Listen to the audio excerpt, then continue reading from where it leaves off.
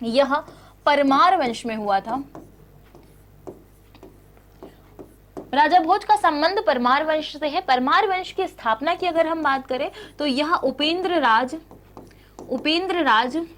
या फिर कृष्ण राज या फिर सियक, तीन नाम देखने के लिए मिलते हैं। उपेंद्र राज, कृष्ण राज, सियक के द्वारा परमार वंश की स्थापना की गई। परमार वंश के शासक रहे राजा भोज।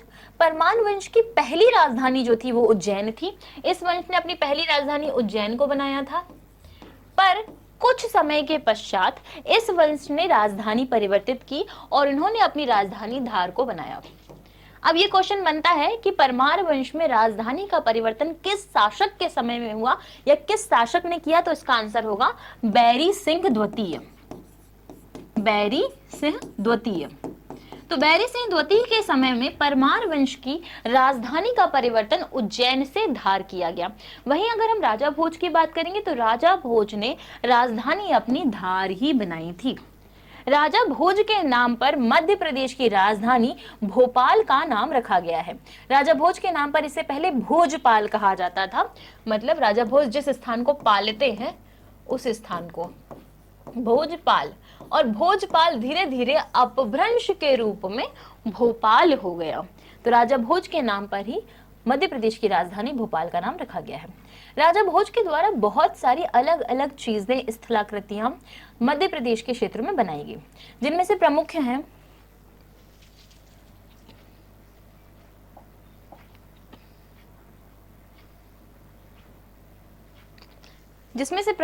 भोजशाला। अगर मैं भोजशाला की बात करूं तो राजा भोज के द्वारा भोजशाला का निर्माण धार में हुआ था। यह संस्कृत अध्ययन का केंद्र रही है। धार में इसका निर्माण हुआ है। यह संस्कृत अध्ययन का केंद्र रही है। जैसे कि मैंने आपको बताया कि राजा भोज को कविराज भी कहा जाता था और इन्होंने लगभग 23 ग्रंथों की रचना की है। तो यह जो है बहुत ही ज्यादा शिक्षा प्रिय व्यक्ति थे। तो ये चाहते थे कि अध्ययन के लिए एक लाइब्रेरी टाइप का निर्माण किया जाए। तो इस प्रकार की एक अध्ययन की लाइब्रेरी का निर्माण इन्होंने किया और इसमें मुख्यतः संस्कृत का अध्ययन कराया जाता था, जिसे हम भोजशाला के नाम से जानते हैं। इसके अलावा राजा भोज ने धार में ही एक मंदिर का निर्माण कराया, जिसे सरस्वती मंदिर के नाम से जाना जाता है, और इस सरस्वती मंदिर को वाग देवी का मंदिर भी कहा जाता है। माता सरस्वती का एक नाम वाग देवी भी है। तो वाग देवी मंदिर की स्थापना राजा भोज ने कहाँ की? धार में की। परंतु वाग देवी की जो ये प्रतिमा है, ये जो मूर्ति है, ये अभी वर्तमान में धार में नहीं है। इसे मेजर किनकिड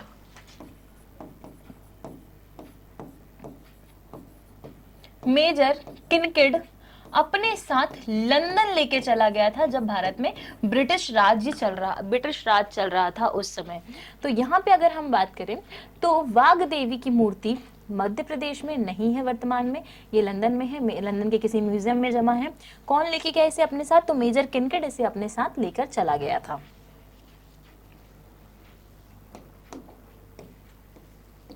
इसके बाद आता है भोजपुर।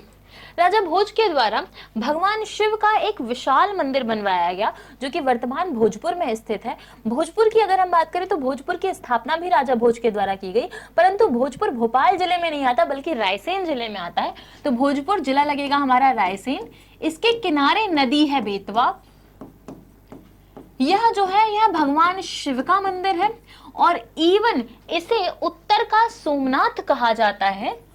उत्तर का सोमनाथ कहा जाता है क्योंकि यह उत्तर भारत का सबसे बड़ा शिवलिंग वाला मंदिर है। तो उत्तर भारत में सबसे बड़े शिवलिंग वाले मंदिर की अगर हम बात करें तो वह भोजपुर का शिव मंदिर होगा, जिसका निर्माण राजा भोज के द्वारा करवाया गया। जिला रायसेन, नदी बेतवा।